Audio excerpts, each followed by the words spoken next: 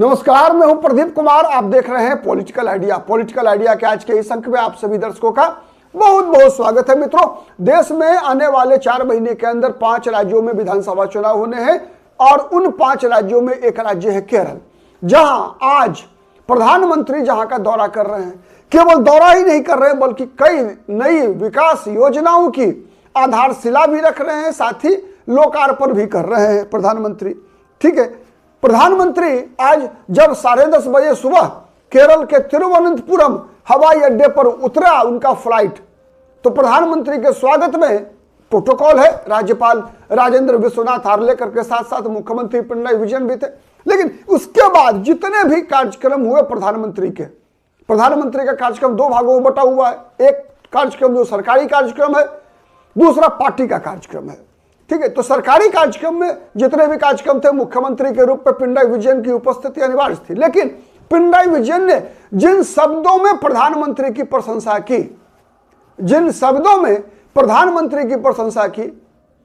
आप मतलब अगर मर्यादा पूर्ण राजनीतिक व्यवहार के मामले में देखेंगे तो पिनराई विजयन ने एक आदर्श उदाहरण प्रस्तुत किया कि दलगत राजनीति अपने जगह पर है, लेकिन जहां देश के विकास का मामला है, जहां सरकार के कार्यक्रमों का मामला है, वहां पर कोई दलगत राजनीति नहीं होनी चाहिए। लेकिन पिनराई विजयन इतने सीधे तो है नहीं। अगर पिनराई विजयन का इतिहास देखेंगे मित्रों, तो पिनराई विजयन को इस चुनाव में, मतलब 2026 के विधानसभा चुनाव में अगर आरएसएस का प्रचारक भी बनना पड़े और अगर उनको चुनाव जीतने की गारंटी मिल जाए और यदि आरएसएस राष्ट्रीय स्वयंसेवक संघ के लोग पिनराई विजयन को एक प्रचारक के रूप में, एक पूर्णकालिक प्रचारक के रूप में स्वीकार करने को तैयार हो, तो पिनराई विजयन उसके लिए भी हां कह देंगे, इसमें कहीं कोई शक नहीं है। क्योंकि कई ऐसे उदाहरण है, कोई पहला उदाहरण तो है नहीं। मित्रों, केरल वह राज्य है जहां पर कि कम्युनिस्टों की पहली सरकार दुनिया भर में, भारत में नहीं बल्कि दुनिया भर में, केरल वह एकमात्र जगह है मित्रों जहां कम्युनिस्ट पार्टियों की पहली चुनी हुई सरकार, मतलब सरकार कहां से आई? बैलेट बॉक्स से। अदरवाइज इसके अलावा दुनिया में जहां कहीं भी कम्युनिस्ट पार्टी की सरकार केरल से पहले बनी थी, वो सब बुलेट से निकल कर आई थी, बैलेट से नहीं। क्लियर है? ठीक है। उसके अलावा रंग बदलने की बात जहां तक है तो मित्रों, तो रंग अगर इनसे पहले भी देखेंगे, केरल से पहले सबसे बड़ा राज्य जहां पर कि वामपंथियों की सरकार रही, पश्चिम बंगाल। पश्चिम बंगाल में सरकार बनी 1977 में पहली बार कम्युनिस्टों की, तो वो सरकार बनने में सबसे बड़ी भूमिका थी नक्सलवादी आंदोलन की। और वो सरकार गई कैसे?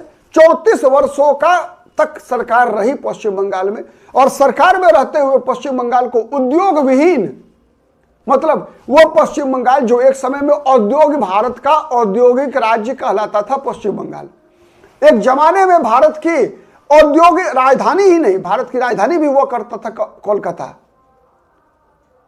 ठीक है, वायसराय बैठा करते थे वहां कोलकाता में। अब भारत की आजादी के बाद भी लंबे समय तक भारत की औद्योगिक और व्यापारिक राजधानी कहलाता था कोलकाता। व्यापारिक से ज्यादा औद्योगिक राजधानी कहलाता था। हर सब उद्योग धंधों में ताले लग गए कम्युनिस्टों के चक्कर में। चाहे जो मजबूरी हो, हमारी मांगे पूरी हो, हमारी मांगे पूरी हो, हड़ताल के चक्कर में जितने भी उद्योगपति थे, लगभग सभी लोगों ने, यहां तक कि बंगाली उद्योगपतियों ने भी बंगाल से कान पकड़ना तौबा तौबा कर लिया। बंगाल से छोड़कर भाग गए। सब लाल सलाम के चक्कर में पूरा बंगाल तबाह।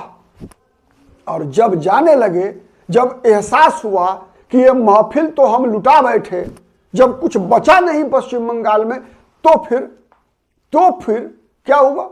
जमीन अधिग्रहण किसके लिए? उद्योग के लिए, मतलब उद्योग फ्रेंडली राज्य बनाने के लिए बुद्धदेव भट्टाचार्य की सरकार ने जब लैंड एक्विजिशन का प्रयास किया, चाहे वो टाटा के नैनो का मामला हो, चाहे अन्य कई उद्योगपतियों के लिए, तो फिर क्या हुआ? नंदीग्राम और सिंगूर, जिसके मुद्दे पर पश्चिम बंगाल में सरकार चली गई वामपंथियों की, फिर वामपंथी लौट के नहीं आए, लौट के आएंगे भी नहीं, क्योंकि ये इतिहास है। चाहे वो तमिलनाडु हो, सॉरी मैं बता रहा हूं, गलती हो गई, चाहे वो पश्चिम बंगाल हो, चाहे वो त्रिपुरा हो, दोनों राज्य ऐसे उदाहरण है मित्रों जहां सत्ता से बाहर होने के बाद वामपंथी शून्य पर पहुंच गए। तो क्या केरल में लगातार, केवल आज की घटना नहीं, आज प्रधानमंत्री की जिन शब्दों में मुक्त कंठों से प्रशंसा कर रहे हैं, लोग आश्चर्य व्यक्त कर रहे हैं, जिन शब्दों में प्रशंसा कर रहे हैं, ठीक है, पिनराई विजयन, मतलब तारीफ के, प्रधानमंत्री के तारीफ के पुल बांध रहे हैं पिनराई विजयन, वो भी चुनावी साल में।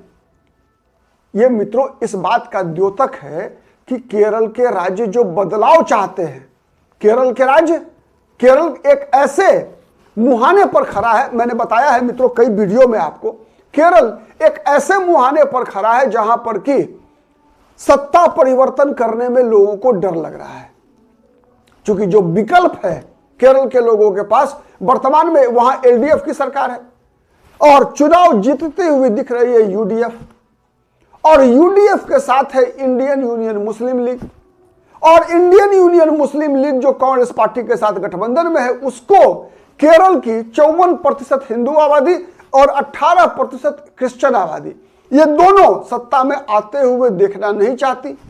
इसीलिए पिनराई विजयन का प्रधानमंत्री की प्रशंसा में कसीदे करना केवल इसलिए हो रहा है क्योंकि हिंदू मतदाताओं के बीच सर्वाधिक लोकप्रिय राजनेता के रूप में वर्तमान में नरेंद्र मोदी सबसे लोकप्रिय चेहरा है। तो पिनराई विजयन को लगता है कि नरेंद्र मोदी की प्रशंसा करके हम अपने खिलाफ, मतलब जो इंडियन यूनियन मुस्लिम लीग और कांग्रेस की राजनीति के खिलाफ जो ध्रुवीकरण होना है, उस ध्रुवीकरण का फायदा बीजेपी न उठा ले जाए। बीजेपी को उसका फायदा उठाने से रोकने के लिए पिनराई विजयन नरेंद्र मोदी की प्रशंसा कर रहे हैं। पिनराई विजयन केवल इतना ही नहीं कर रहे हैं मित्रों, अगर यह होती बात केवल, तो छोटी बात होती, मैं कहता छोटी बात होती, भूल जाइए, नरेंद्र मोदी की प्रशंसा करना भूल जाइए, क्योंकि आप भी कहते कि केरल में बीजेपी की तो उतनी बड़ी हैसियत है नहीं। लेकिन विगत दिनों ऐसी कुछ घटनाएं घटी हैं, जैसा मैंने बताया था आपको एक वीडियो में मित्रों की, जो वेल्लापल्ली नटेशन है, जो इजावा समाज के सबसे बड़े नेता हैं वहां, ठीक है, इजावा समुदाय, और इजावा समुदाय हिंदुओं में सबसे बड़ी जाति है वहां केरल में। हिंदू जो 54% है ना, उसमें 23%, मान हिंदुओं के पूरी आबादी के 23% वहां को है इजावा जाति के लोग, 1/4। अब स्थिति क्या है वहां पर मित्रों कि जो वेल्लापल्ली नटेशन है वो उसी इजावा समुदाय के बड़े नेता हैं। अब उन्होंने बयान दिया क्या कि मल्लापुरम जो है उसको अलग देश बना देना चाहिए, क्योंकि वहां पर जो लगभग 25-26% हिंदू है, उनका वहां पर अपना रूटीन के पर्व त्योहार मनाना भी अपने अनुसार संभव नहीं हो पा रहा है। यह बयान किनका है? वेल्लापल्ली नटेशन का। वेल्लापल्ली नटेशन का बयान क्या है कि 2040 तक केरल मुसलमान बहुल राज्य हो जाएगा। यह वेल्लापल्ली नटेशन का बयान है। वेल्लापल्ली नटेशन कौन है? वही है वेल्लापल्ली नटेशन जिस जाति से पिनराई विजयन आते हैं, उसी जाति से आते हैं वेल्लापल्ली नटेशन। एक दूसरा, वेल्लापल्ली नटेशन की वर्तमान में कई बार प्रशंसा कर चुके हैं पिनराई विजयन, लेकिन वही पिनराई विजयन जब विपक्ष के नेता हुआ करते थे, जब सरकार कांग्रेस की हुआ करती थी, जब एके एंटनी, ओमन चांडी ये मुख्यमंत्री हुआ करते थे, तो यही पिनराई विजयन कहा करते थे किसके बारे में? वेल्लापल्ली नटेशन के बारे में, कि ये केरल का तोगड़िया है, केरल का तोगड़िया कहा करते थे। ठीक है, हेट स्पीच देने के लिए, मतलब समाज के अंदर विद्वेष फैलाने वाला व्यक्ति बताया करते थे किसको? वेल्लापल्ली नटेशन को। ठीक है, तो ये पिनराई विजयन, तो अब कैसे रंग बदला वेल्लापल्ली नटेशन के मामले में पिनराई विजयन ने, इतिहास गवाह है। ठीक, अब उतना ही नहीं, परिवारवाद के भयंकर विरोधी, परिवारवाद के भयंकर विरोधी पिनराई विजयन अपने दामाद पीएम मोहम्मद रियास को मंत्री बनाया है अपनी मंत्रिमंडल में। ससुर मुख्यमंत्री, दामाद मंत्री। और कहा जा रहा है कि पिनराई विजयन चाहते हैं कि अगला विधानसभा चुनाव में मुख्यमंत्री पद का उम्मीदवार भी, दावेदार भी एलडीएफ की तरफ से उनका दामाद पीएम मोहम्मद रियास। और यह भी कहा जाता है कि पिनराई विजयन ने अपनी बेटी की शादी मुसलमान से इसलिए करवाई थी क्योंकि केरल में सबसे बड़ी आबादी मुसलमानों की है, 26 से 27% का। तो पिनरई विजयन एक ऐसा चरित्र है केरल की राजनीति में जिसमें रंग बदलते हुए कई ऐसी बातें जो पिनरई विजयन ने 5 साल पहले कहा था, जिस व्यक्ति को केरल का तोगड़िया कहा था, अराजकता फैलाने वाला चेहरा कहा था, उसी के बचाव में आज, उसके बचाव में, नटेशन के बचाव में आज कह रहे हैं कि नटेशन का कहने का मतलब यह नहीं था, बल्कि पत्रकारों ने गलत समझा था नटेशन को। जबकि नटेशन उसी बात को दोबारा दोहरा रहे हैं कि नहीं, मेरी बात को गलत नहीं कोट किया गया है, मैं जो कह रहा हूं सच कह रहा हूं। और उसी नटेशन का स्वागत समारोह आयोजित करते हैं मुख्यमंत्री पिनरई विजयन। तो इसीलिए प्रधानमंत्री के कार्यक्रम में शामिल ये एक गेम है पिनरई विजयन का। पिनरई विजयन नहीं चाहते कि चूंकि मुसलमान उनसे कन्नी काट चुका है, दामाद के नाम पर मुसलमान वोट मिल नहीं रहा है, हिंदू वोट बीजेपी की तरफ जाता हुआ दिख रहा है। जिस हिंदू वोट बैंक के बल पर पिनरई विजयन लगातार 10 साल तक शासन किया है, वो वोट उनसे कटता हुआ दिख रहा है। तो पिनरई विजयन भी एंटी मुस्लिम राजनीति करने का प्रयास कर रहे हैं। उनको एहसास हो गया कि उनके दामाद के नाम पर मुसलमान टूट नहीं रहा है। अभी अभी संपन्न हुए पंचायती राज स्थानीय निकाय के चुनाव के परिणाम से भी यह स्पष्ट हुआ कि चाहे कासरगोड का इलाका हो, मल्लापुरम का इलाका हो, हर इलाका जहां पर की मुसलमानों की आबादी है, वो सभी इलाकों में जीत किसकी हुई है? कांग्रेस पार्टी की हुई है। किसकी हुई है? यूडीएफ की जीत हुई है, यूनाइटेड डेमोक्रेटिक फ्रंट की जीत हुई है, कांग्रेस और मुस्लिम लीग के गठबंधन की जीत हुई है।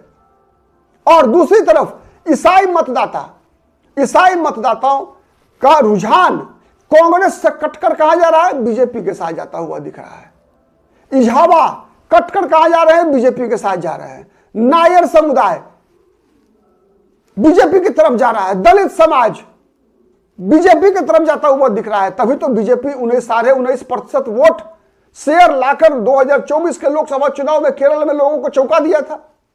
तो तीसरी ताकत के रूप में बीजेपी का उदय होना और मुसलमान वोटों का एकजुट हो जाना कांग्रेस पार्टी के पक्ष में, ये सबसे बड़ा कारण है अभी पिनरई विजयन के प्रधानमंत्री के प्रति सॉफ्ट होने का और हिंदू कार्ड खेलने का। आज नटेशन, वेल्लापल्ली नटेशन जो कुछ भी कह रहे हैं मित्रों, ये सब के सब केवल जुबान जो है वो वेल्लापल्ली नटेशन का है, दिमाग केवल और केवल पिनरई विजयन का है। आप कितने सहमत हैं कमेंट करके जरूर बताइएगा। आज के लिए इतना ही, बहुत बहुत धन्यवाद।